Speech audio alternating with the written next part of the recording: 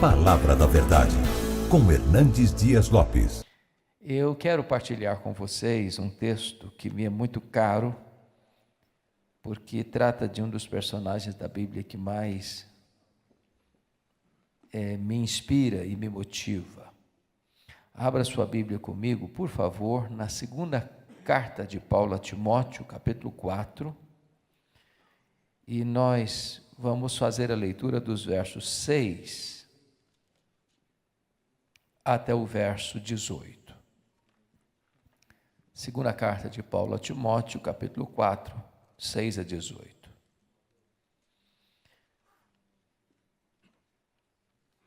Paulo escreve assim: quanto a mim, já estou sendo oferecido por libação, e o tempo da minha partida é chegado. Combati o bom combate, completei a carreira, guardei a fé. Já agora a coroa da justiça me está guardada, a qual o Senhor reto juiz me dará naquele dia, e não apenas a mim, mas a todos quantos amam a sua vinda. Procura vir ter comigo depressa, porque Demas, tendo amado o presente século, me abandonou e foi para Tessalônica. Crescente foi para a Galácia, Tito para a Dalmácia. Somente Lucas está comigo. Toma contigo Marcos e traze-o, pois me é útil para o ministério. Quanto a Tíquico, mandei-o até Éfeso. Quando vieres, traz a capa que deixei em Trode, na casa de Carpo, bem como os livros, especialmente os pergaminhos.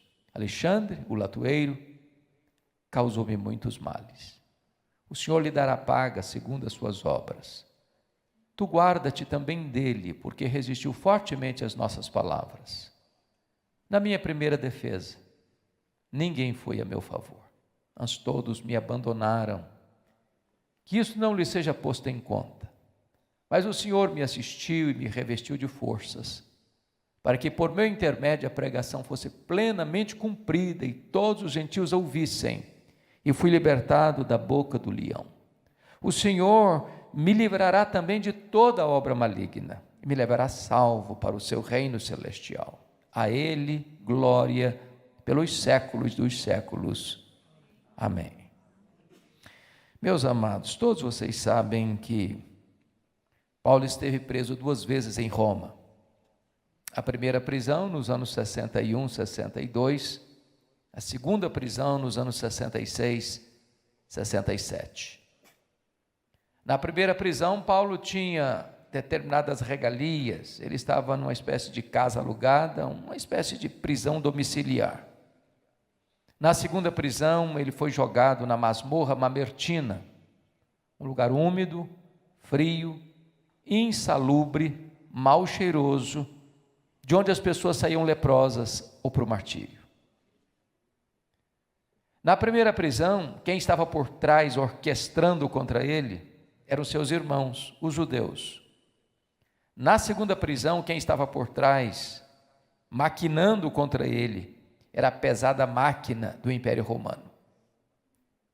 Na primeira prisão, ele orou para sair, pediu oração para sair, e de fato saiu.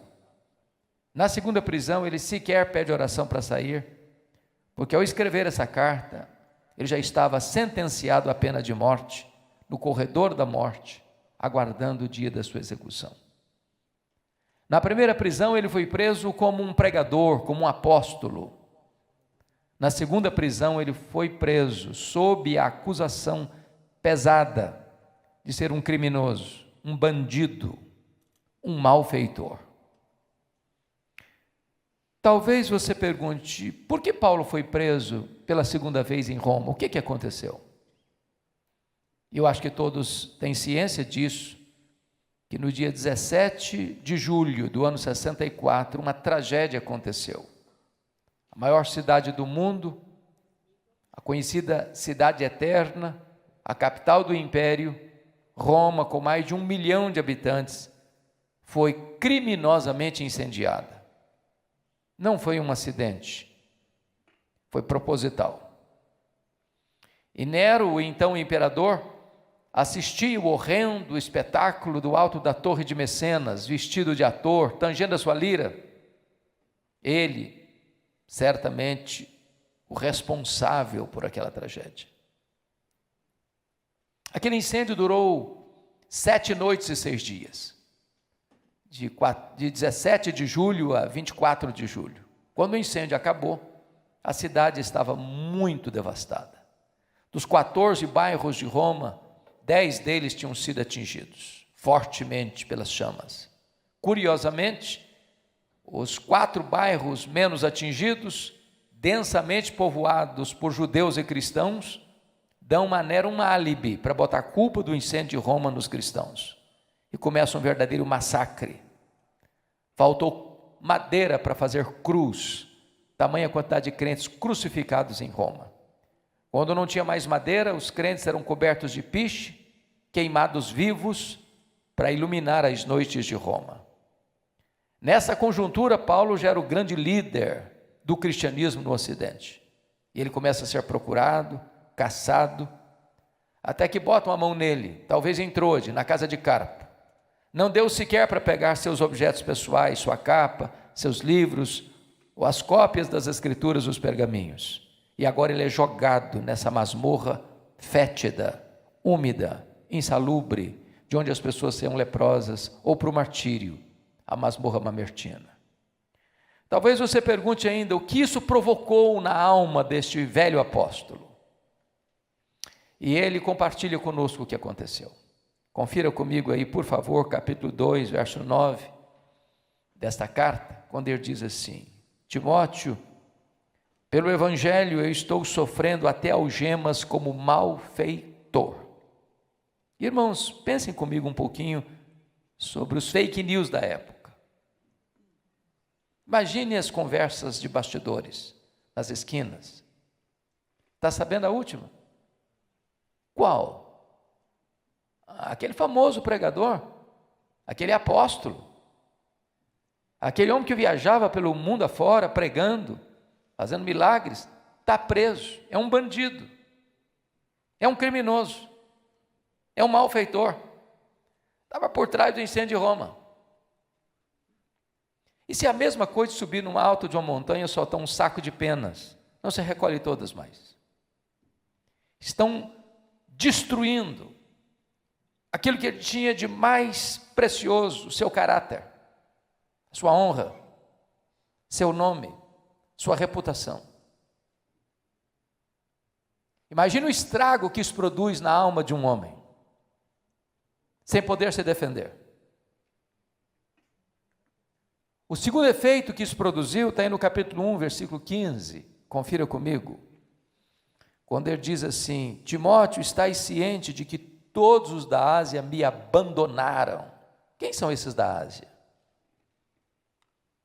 São os frutos do seu ministério, são os seus filhos na fé, são aquelas pessoas que ele ganhou para Cristo em Éfeso, ou indiretamente nas igrejas que foram plantadas por influência do seu ministério, em Esmirna, em Pérgamo, em Tiatira, em Sardes, em Filadélfia, em Laodiceia, em Colossos, em Hierápolis.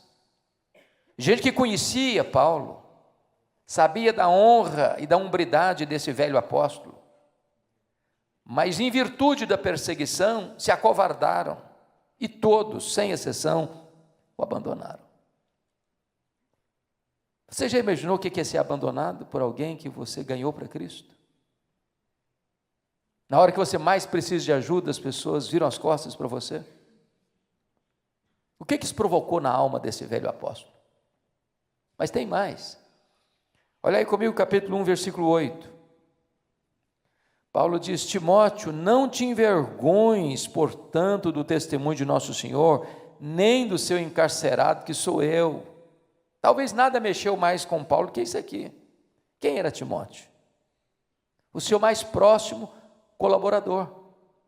Até Timóteo está com vergonha de Paulo. Até Timóteo está constrangido em dizer: não, esse homem eu conheço, esse homem é meu pai na fé, esse homem é um homem honrado, esse homem não é um bandido, esse homem não é um malfeitor, esse é um homem de Deus. Timóteo está constrangido, está com vergonha.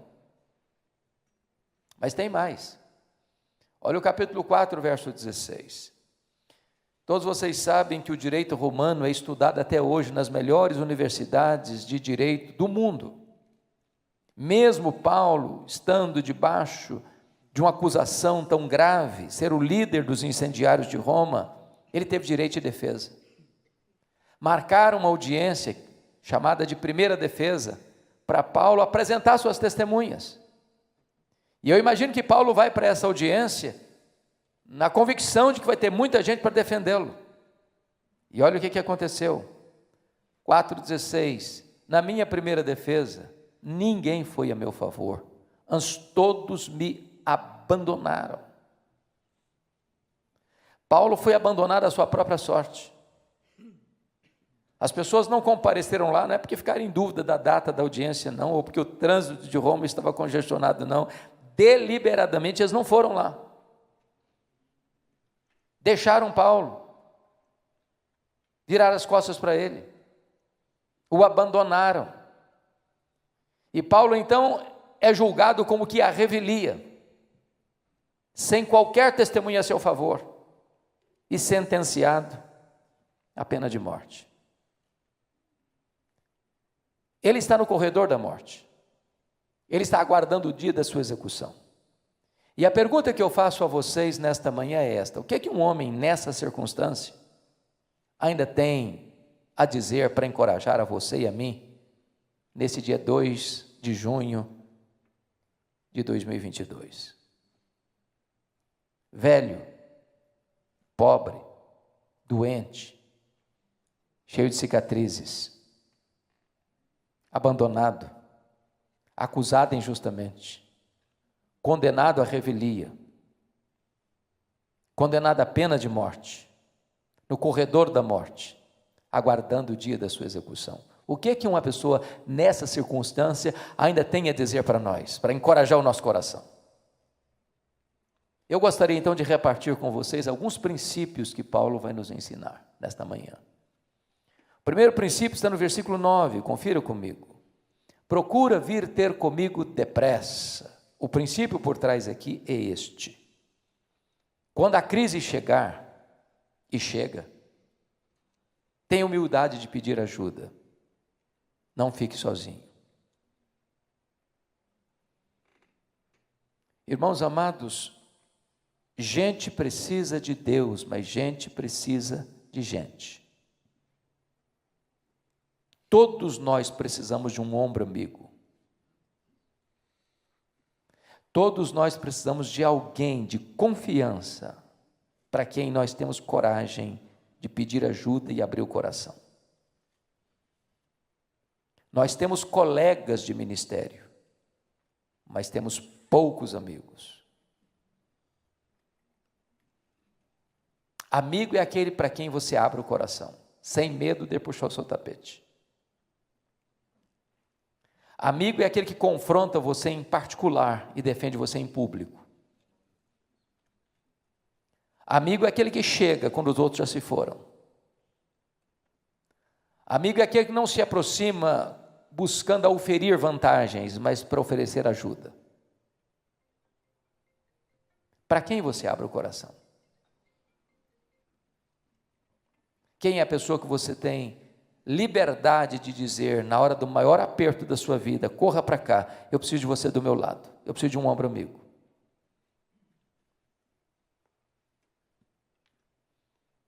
Talvez uma das dores mais agudas que nós temos sentido na igreja evangélica brasileira é a quantidade de pastores que têm cometido suicídio.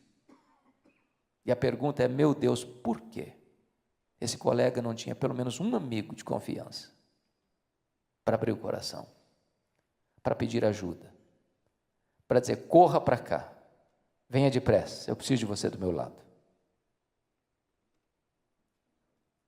O pastor é alguém que trabalha com multidão, mas vive na solidão.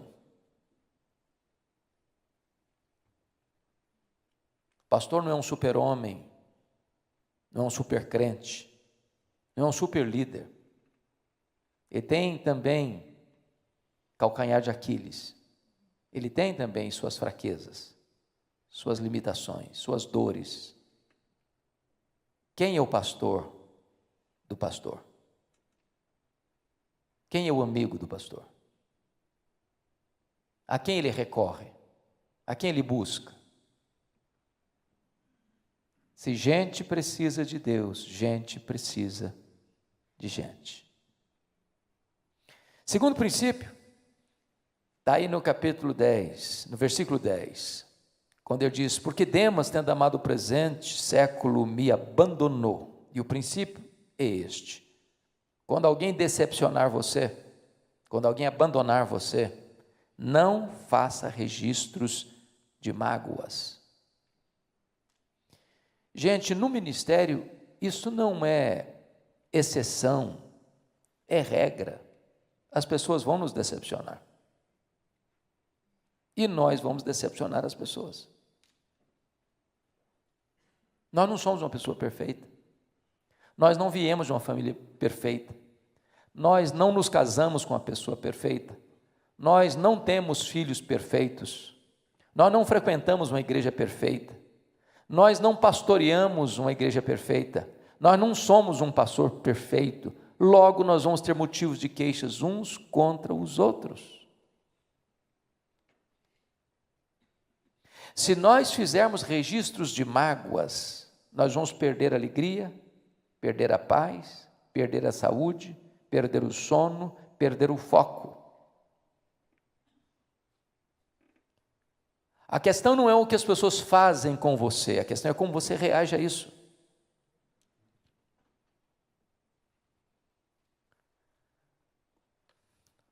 Viktor Frankl, o pai da logoterapia,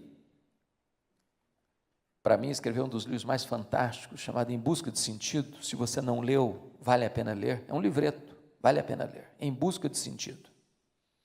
E ele diz que a única coisa que ninguém pode tomar de você é o direito que você tem de fazer as suas escolhas. As pessoas podem tirar sua liberdade, seus bens, sua família, sua vida. E ele viveu num campo de concentração, na Polônia, e sobreviveu. Mas ele diz, a única coisa que ninguém pode tirar de você é o direito que você tem de fazer suas escolhas. As pessoas falam mal de você, você fala bem delas. Elas perseguem você, você ora por elas. Elas amaldiçoam você, você bendiz a elas. Ninguém pode tomar de você esse direito de fazer essas escolhas. Se alguém abandonar você, e não é fácil ser abandonado por alguém que você ajudou, quando você mais precisa de ajuda, quando você está passando uma situação difícil, precisa de um ombro, e alguém vira as costas, não é fácil. Mas se alguém decepcionar você, põe o pé na estrada e continue caminhando. Se você parar e ruminar essa mágoa, isso vai azedar o seu coração, vai adoecer você, tirar você do foco. O terceiro princípio, meus irmãos, está no versículo 11. Toma contigo Marcos e traze-o, pois me é útil para o ministério. E para mim o princípio que está por trás aqui é este: quando você se lembrar que num dado momento da vida, você foi rude demais com alguém, volte lá, peça perdão, restaure esse relacionamento. Para eu entender o versículo 11, eu tenho que entender mais dois versículos. O primeiro deles é Atos 13:13. Esse Marcos aqui é o João Marcos, primo do Barnabé, auxiliar dos dois missionários quando saíram de Antioquia da Síria, na primeira viagem missionária. Diz a Bíblia que esse Marcos aqui, em Perge da Panfilha, abandona os dois missionários e retorna para a casa da sua mãe em Jerusalém. A pergunta é, por que ele voltou? A Bíblia não responde. Há três possibilidades, talvez uma delas seja a verdadeira. A primeira possibilidade é que ele era muito jovem, pensou que missões fosse turismo. Quando ele percebeu que não era, se decepcionou e voltou. Pode ser isso, não sei. Uma segunda possibilidade é que quando eles saíram de Antioquia da Síria, o líder da caravana era o primo dele, o Barnabé. Em Pafos, a liderança muda para as mãos de Paulo. Ele deve ter pensado, sobre a liderança do meu primo, eu tinha coragem de ir, na liderança do Paulo eu não vou não. A terceira possibilidade, eu creio na terceira. Está escrito em Gálatas capítulo 4, que Paulo pregou o evangelho pela primeira vez na Galácia, entenda Galácia do Sul, Antioquia da Pisídia, Icônio, Derbe e Listra, por causa de uma enfermidade física. Pergunta: que enfermidade física era essa? Talvez a mesma que Paulo mencionou em 2 Coríntios 12, 7. Um espinho na carne, mensageiro de Satanás, para lhe esbofetear, a fim de que ele não se ensoberbecesse. Notinha de rodapé. O espinho na carne de Paulo veio de Deus ou veio de Satanás? E a resposta categórica é: veio de Deus, é claro. E por que você sabe? Por causa do propósito, para ele não se ensoberbecer. Você tem alguma dúvida que o diabo trabalha 24 horas por dia para fazer de você um pavão?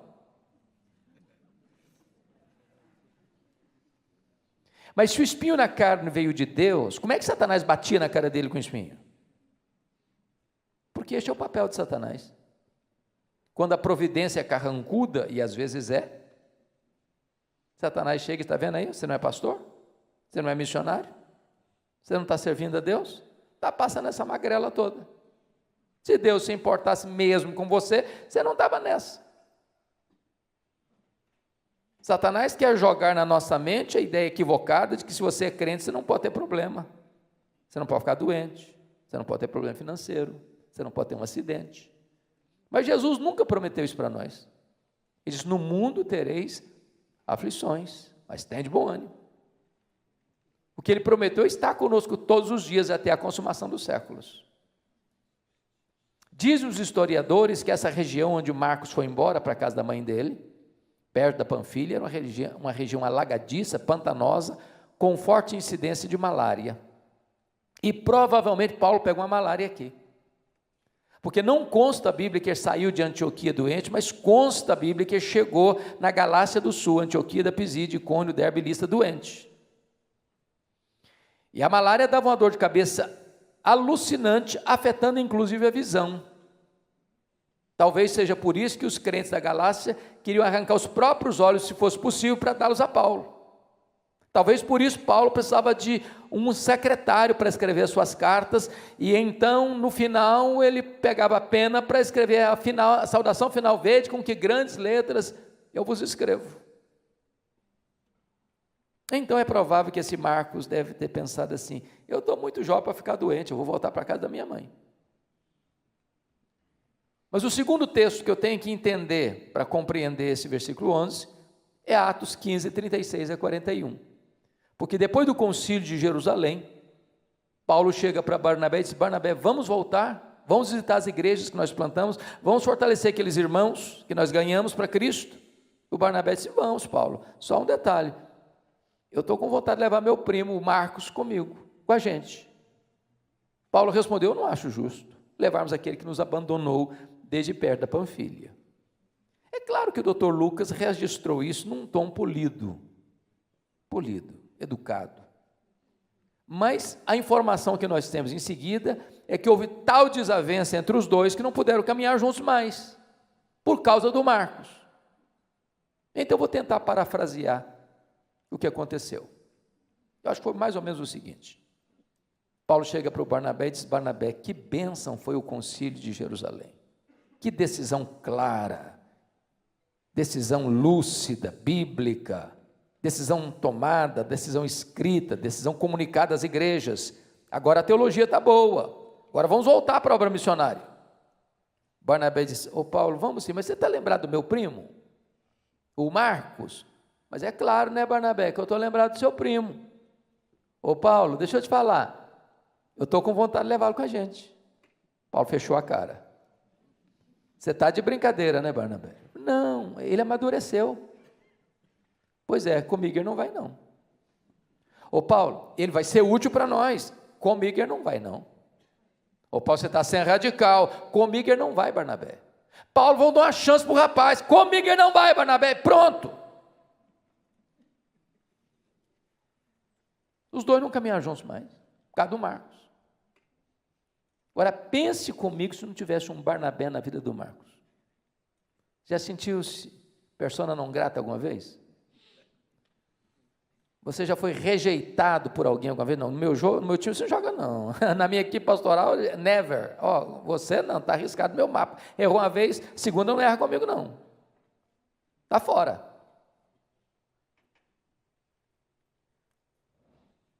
Então o Barnabé pega o Marcos, leva para Chipre. O Marcos amadureceu mesmo. Mais tarde o Pedro discipulou o Marcos. E Marcos vai ser o primeiro evangelista a escrever. O primeiro evangelho escrito não foi Mateus, foi Marcos. Paulo está preso no final da vida, no corredor da morte, fazendo uma faxina na sua alma. Lembrou do Marcos. Escreveu: Timóteo, meu filho, quando você vier, traz o Marcos aí com você. Ele me é útil para o ministério. Sabe o que Paulo está nos ensinando aqui, irmãos? Você nunca é tão grande como quando você é humilde.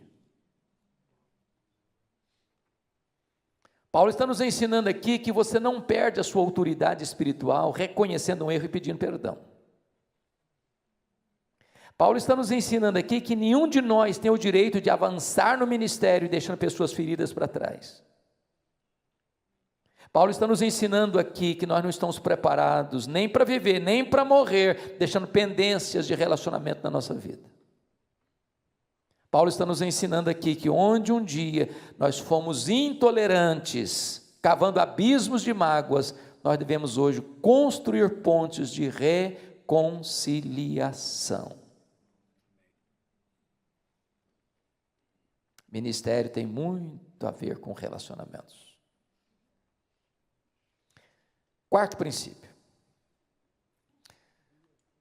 Olha comigo o versículo 14. Alexandre o latoeiro causou-me muitos males, o Senhor lhe dará paga segundo as suas obras, tu guarda-te também dele, porque resistiu fortemente às nossas palavras. O princípio que eu quero destacar aqui é o seguinte: quando alguém deliberadamente fizer o mal contra você, tome a decisão de perdoar e entregar essa causa para Deus. Diz os estudiosos que esse Alexandre o latoeiro foi quem delatou Paulo, culminando na sua segunda prisão, no seu consequente martírio.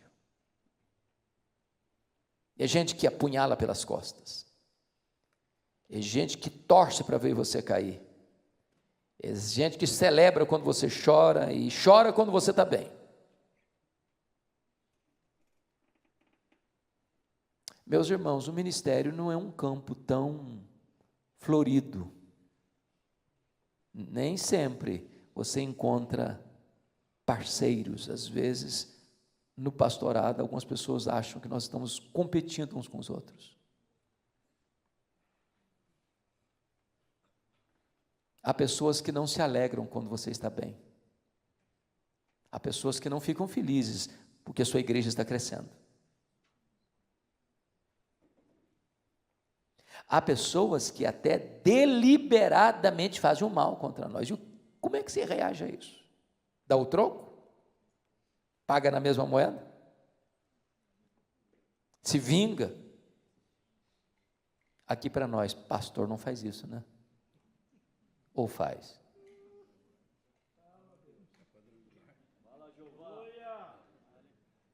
Você diz: fulano, eu não vou fazer não, mas o seu dia vai chegar.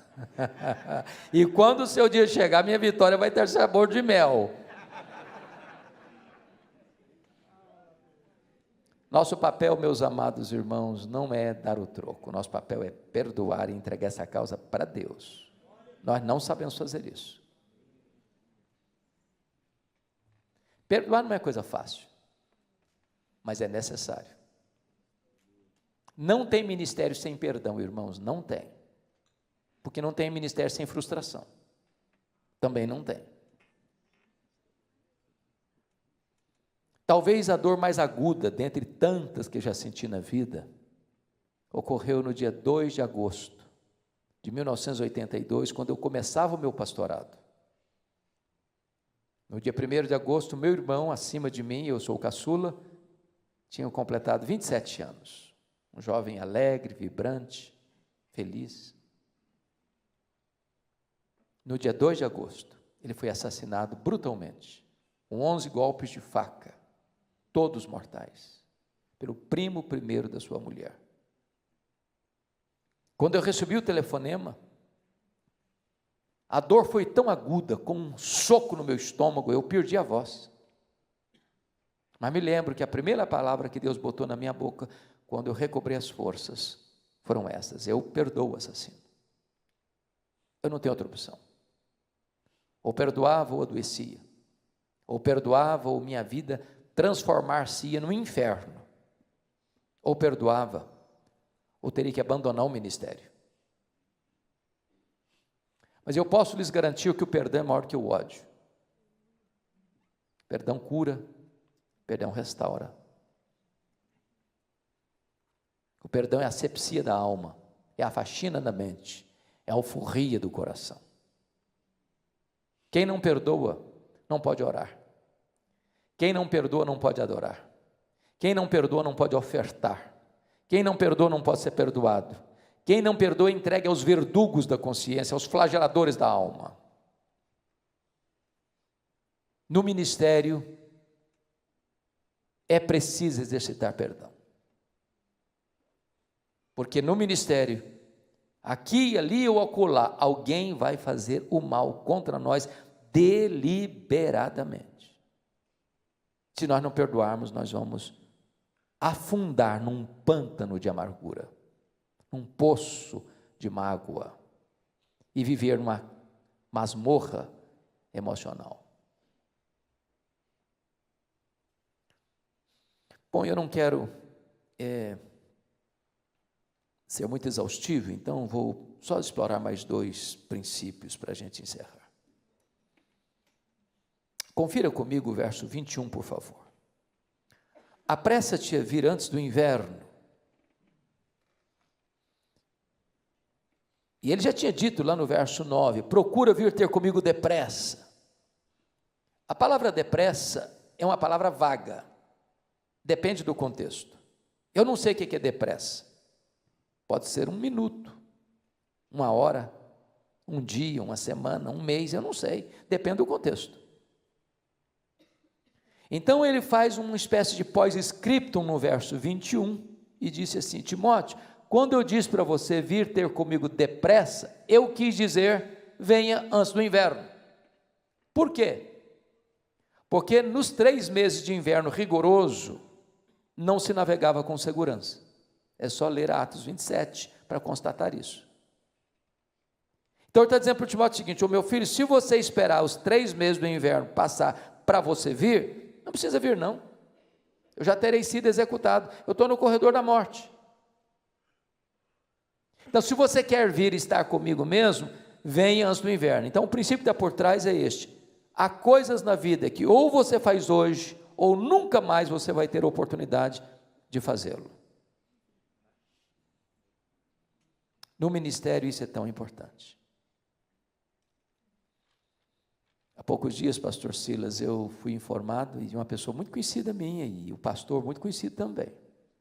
Uma ovelha ligou para o pastor, disse assim: pastor, eu queria pedir ao senhor, para o senhor ir visitar meu avô, ele foi hospitalizado agora, e ele está muito mal, e muito aflito, e pediu com muita insistência para o senhor ir lá orar com ele. O pastor respondeu: agora eu não posso não, amanhã cedo eu vou. Ô pastor, mas ele está precisando tanto, o senhor vai lá falar com ele e orar por ele. Hoje eu não vou não, amanhã cedo eu vou. No dia seguinte, bem cedo, o pastor pegou o telefonema, ligou para o ovelha, disse: em que quarto mesmo, em que CTI ele está mesmo? Ô pastor, não precisa ir mais não, ele faleceu nessa noite. E eu imagino, me colocando no lugar desse pastor, que o mundo teria desabado sobre a minha cabeça. Há coisas que você não pode esperar. Ou você faz hoje, ou você não vai ter chance de fazer mais. Se Timóteo tivesse esperado os 3 meses de inverno passar para ir, e chegaria lá e falaria: cadê o Paulo? Não, o Paulo não está mais aqui não, já foi executado.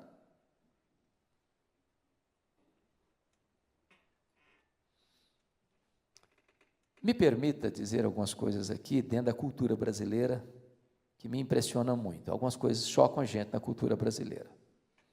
Eu brinquei há poucos dias que acho que muitos de vocês aqui são pastor raiz. Eu sou daquele tempo que os funerais às vezes aconteciam no templo e passava a noite no velório. E o pastorzão, você está lá junto, é jovem ainda, né? Você roda a noite toda com a família. Aí no outro dia você toma um banho, está novão de novo. Mas uma das coisas que mais me chocaram e me chocam até hoje é que eu não conheço ninguém que receba mais elogios do que defunto. É uma rasgação de seda em cima do caixão que não tem mais jeito. E às vezes o que me incomodava era pensar, meu Deus, será que essa pessoa, quando estava viva, escutou algum desses elogios? Porque elogiar um defunto, ele não fica feliz com isso não. Ele não fica nem animado. Ele nem esboça um sorriso. E se levantar para te dar um abraço, você corre.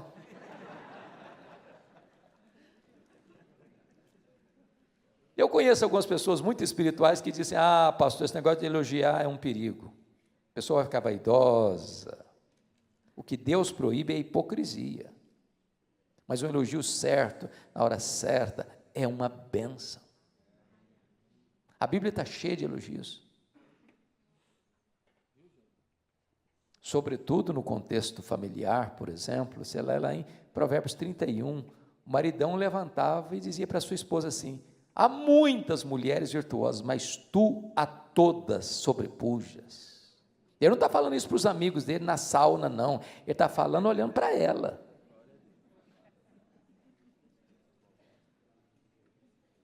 Qual foi a última vez que você elogiou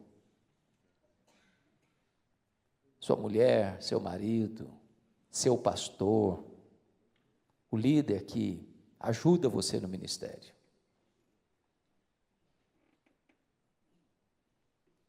Mas outra coisa que me choca na nossa cultura é que defunto recebe mais flores do que pessoas vivas. Dá para entender isso? Eu fui num funeral em Vitória, certa feita, e contei 86 coroas de flores. E eu fiquei do lado olhando. Coitado do defunto. Não consegue cheirar um botão de rosa a mais. Para que tanta flor para ele?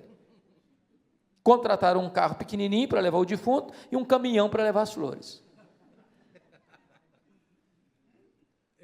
Agora, por que os defuntos recebem mais flores do que os vivos? É porque a voz do remorso é mais forte do que a voz da gratidão. Se tem que mandar flor, tem que mandar em vida.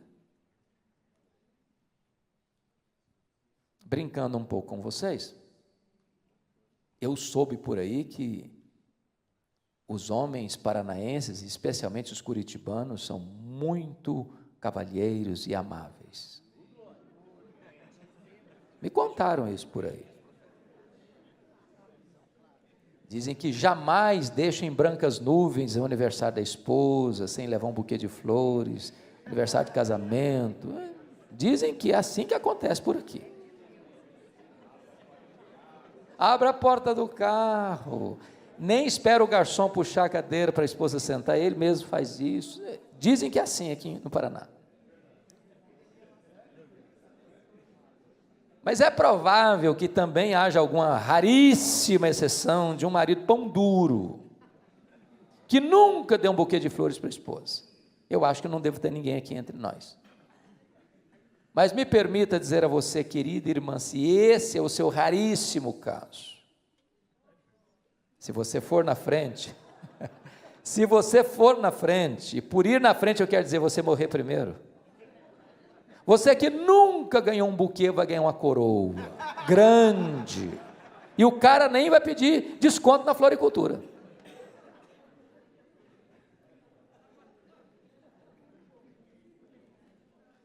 Se você tiver que mandar flores, manda em vida. Aliás, uma boa sugestão para os maridos aí, passar na floricultura antes de chegar em casa. Surpreender a esposa. Procura vir ter comigo depressa, mas venha antes do inverno. Finalmente, veja o versículo 18, a parte B. A Ele glória pelos séculos dos séculos. Amém. E para mim o princípio é este: a melhor maneira de você encerrar o ministério e fechar as cortinas da vida é dando a Jesus toda a glória que Ele merece. Não a nós, Senhor, não a nós, mas ao Teu nome da glória. Porque dEle, por meio dEle, para Ele, são todas as coisas. Nós não estamos levantando monumentos a nós mesmos. Toda a glória dada ao homem é glória vazia, é vanglória, é idolatria, é abominação para Deus, porque Deus não divide a sua glória com ninguém. Na igreja de Deus, irmãos, não tem cultura de celebridade. Não tem. Na igreja de Deus não tem figurão. Na igreja de Deus todos nós estamos nivelados no mesmo patamar, somos servos. A pirâmide está invertida, e quem quiser ser o maior vai ter que ser servo de todos. Se existia um homem que podia ter motivos para se gloriar ou contar vantagens das façanhas do seu ministério, esse era Paulo. E a última palavra dele, antes de botar o amém final na vida e fechar as cortinas, foram essas: a Ele, ao Senhor Jesus, glória pelos séculos dos séculos. Que maneira sublime de encerrar a carreira. Mas agora nos versos 6 a 8, eu serei muito breve na análise, ele está no corredor da morte e vai fazer uma avaliação, porque uma das coisas importantes do ministério é parar para avaliar, não é verdade? A gente não pode caminhar para a vida sem reflexão, tem que parar, tem que avaliar. E em primeiro lugar ele avalia o passado no verso 7, todos os verbos estão no pretérito perfeito: combati o bom combate, completei a carreira, guardei a fé. A minha vida foi um combate, um bom combate. Me permita, como pastor de cabecinha branca, lhes dar um conselho. Quando a gente é jovem, a gente entra em determinados combates desnecessários. O resultado é zero, para não dizer que às vezes é negativo. Então, se o combate não é bom, não entra nele, não. Não gasta energia, não. Não entra em bola dividida, não. Mas se o combate é bom, lute, entre nele. Combati o bom combate. Não larga a obra no meio do caminho, não. Complete a sua carreira. No meio de tantas vozes difusas, tantos ventos de doutrinas, mantenha-se íntegro e guarde a fé. Não escute a voz da sereia. Mantenha-se firme nas Escrituras. Permaneça no Evangelho. No verso 6, ele vai fazer uma avaliação do presente. E diz: ó Timóteo, quanto a mim já estou sendo oferecido por libação, e o tempo da minha partida é chegado. Sabe o que ele está dizendo? Ô Timóteo, Roma vai me matar. Mas não é Roma que vai me matar não, Timóteo, eu que vou me entregar. E não vou me entregar para Roma também não, vou me entregar para Deus, como oferta de libação ao Senhor. E tem mais, não vou morrer também não, eu vou partir. Porque a palavra partida é um eufemismo para a morte. E essa palavra no grego tinha 3 significados. Primeiro, partir significava tirar o fardo das costas de alguém. Sabe o que é morrer para um crente? Apocalipse 14, 13, descansar das suas fadigas. Segundo, a palavra partida no grego significa desatar um bote para atravessar para o outro lado do rio. Sabe o que é morrer para um crente? Fazer a última viagem rumo à pátria celestial. Terceiro, a palavra partida significa afrouxar as estacas de uma barraca, levantar acampamento e ir para sua casa permanente. Sabe o que é morrer para um crente? É mudar de endereço, é ir para a casa do Pai. Paulo não está com medo de morrer, porque sabe em quem tem crido, está para onde está indo. Mas agora Paulo vai fazer uma avaliação do futuro no verso 8. Já agora a coroa da justiça me está guardada, a qual o Senhor reto juízo me dará naquele dia, não apenas a mim, mas a todos quantos amam a sua vinda. O que está dizendo para Timóteo é o seguinte: ô Timóteo, o juiz de Roma me condenou à pena de morte, me considerou culpado. Mas isso não me importa não, Timóteo. O que me importa de fato é que o reto juiz, diante de quem eu e todos terão que comparecer, já me justificou. Eu já não tenho mais nenhuma condenação, estou quites com a lei de Deus, estou quites com a justiça de Deus. Então, Timóteo, eu estou indo receber a coroa da justiça. E desta maneira, ele é levado para ser executado. Sua cabeça é decepada. Tomba na terra como um mártir, mas é recebido no céu como um príncipe. E nessas circunstâncias tão carrancudas, esse homem tem autoridade de se levantar das páginas das Escrituras e dizer para você e para mim, nesta manhã: sede meus imitadores, como eu sou de Cristo. Amém. Vamos orar? Vamos ficar em pé?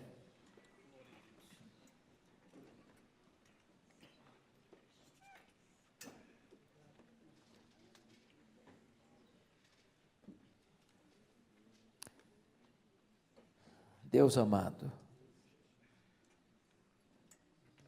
nós estamos diante da Tua palavra e do testemunho do apóstolo Paulo. Nós não estamos aqui, Deus, olhando pelas lentes do retrovisor apenas, para recordar uma história antiga. Nós estamos diante da Tua face, com as nossas lutas, com as nossas dores, com os nossos sonhos, com as nossas expectativas, com as nossas necessidades, precisando de que Tu nos visites nesta manhã, com graça, com poder. Ó Deus, em nome de Jesus, restaura a nossa sorte, reaviva, ó Deus, o amor pelo ministério em nosso coração. Traz diante de nós a sublimidade que é sermos ministros da reconciliação, sermos embaixadores do Rei dos Reis, de sermos, meu Deus, portadores da melhor e maior notícia que esse mundo pode ouvir. Reaviva o dom que Tu nos deste, ó Senhor. E se porventura nesta manhã há entre nós alguém que está machucado e ferido, alguém que está sem forças para prosseguir, alguém que está sucumbindo diante da providência carrancuda, das circunstâncias adversas, que nesta manhã este coração seja fortalecido com graça e renovado com o Teu poder. Sopra sobre nós nesta manhã um alento de vida.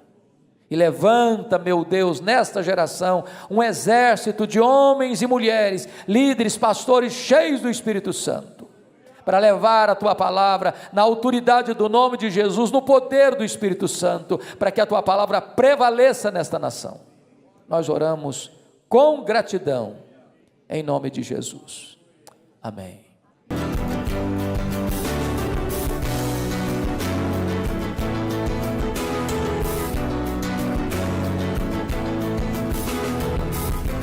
Palavra da Verdade, com Hernandes Dias Lopes.